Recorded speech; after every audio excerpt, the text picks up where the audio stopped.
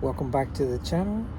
It is late on Tuesday, November the 4th. I'm actually recording this for the next day, November the 5th, 2025, which happens to be my middle son, Nicholas's birthday. So happy birthday early to you, Nicholas. If you don't know my son, and most of you don't, he is an amazing young man, and I could not be more proud of my son, Nicholas. I'm proud of all three of my boys. But happy early birthday to my son, Nicholas, on November the 5th. Today I have a great good news story out of the state of Louisiana for you guys. It is a very short story.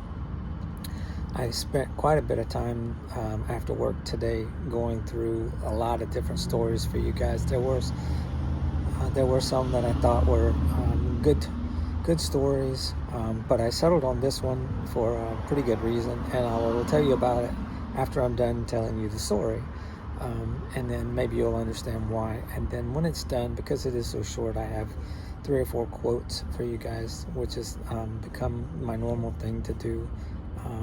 It's what I feel like I'm supposed to do for some reason right now at this stage of the YouTube channel. Maybe it'll be different later. Maybe you guys will give me some constructive feedback about what you would like to see on the channel in the future, and we can certainly try some different things. But for today, I'm going to read you this very short little YouTube article about something very positive from the state of Louisiana. Then I'll tell you why I chose this one over some of the other ones today. And we'll have a few quotes, and that'll probably be it for today. I hope you guys are having a good week. We are almost to the midway point of the first week of November 2025. It's really hard to believe that we are so far along in this year, almost finished with 2025. So here we go. This is called High School Football Player Wins Hearts After Helping Custodian Clean Up Post-Game Mess. And it is from November 4th, 2025. This is about as current as you can get, probably. After a heated rivalry game in Lafayette, Louisiana, one high school football player's small act of kindness became the real highlight of the night. Turling's Catholic High School running back, Hudson Clavell, didn't just celebrate his team's win over St. Thomas More. He stayed behind to help clean up the stands. Head coach Michael Corville snapped a photo of Clavell holding a trash bag and shared it online, praising the young player's humility and servant leadership. Here's a quote: "What an incredible night for the Rebels and the entire TCHS community. One of the many reasons I love Turling's Catholic is the humility and love our students, parents, faculty, and leadership show every day. Last night, Hudson Clavell, a first-year football player who just recovered from injury, played on kickoff and then stayed after the game to help our maintenance team pick up trash. Incredible character and servant leadership on display. I couldn't be more proud to be a Rebel," end quote. When asked about it by local news outlet News 15, Clavell said he simply noticed that the custodian, known affectionately as Mr. B, was cleaning up alone, and he wanted to lend a hand.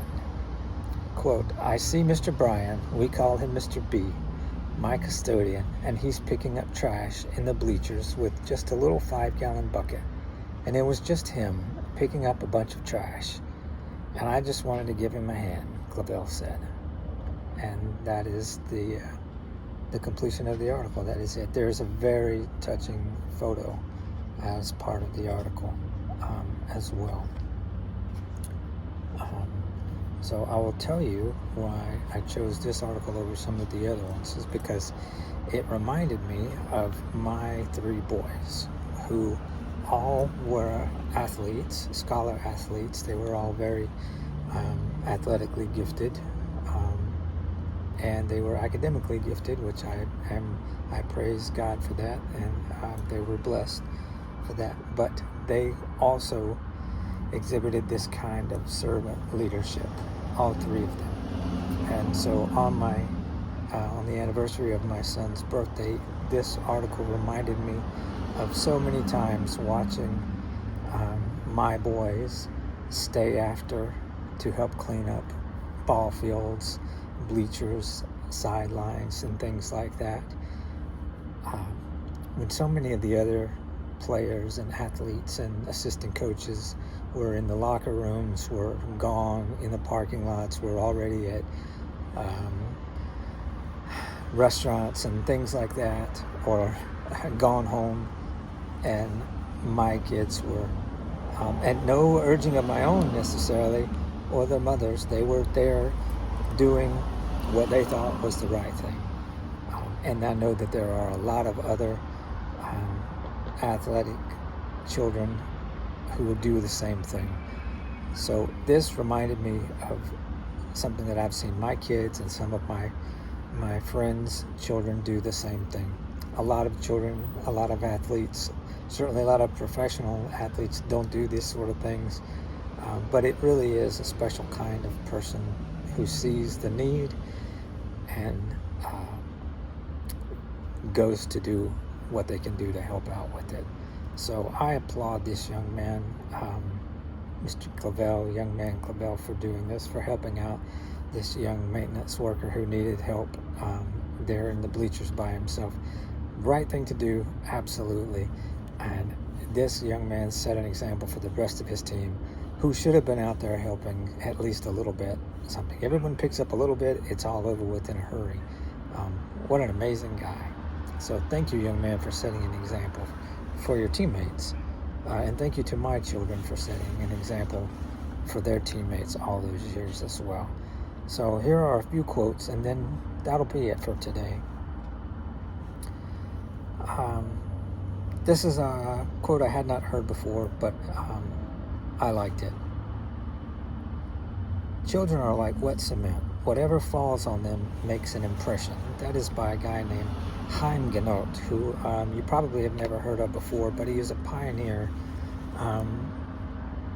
in the world of child psychology and child psychotherapy, and he was a teacher from Israel. If you're into the world of teaching or something, you may know of him.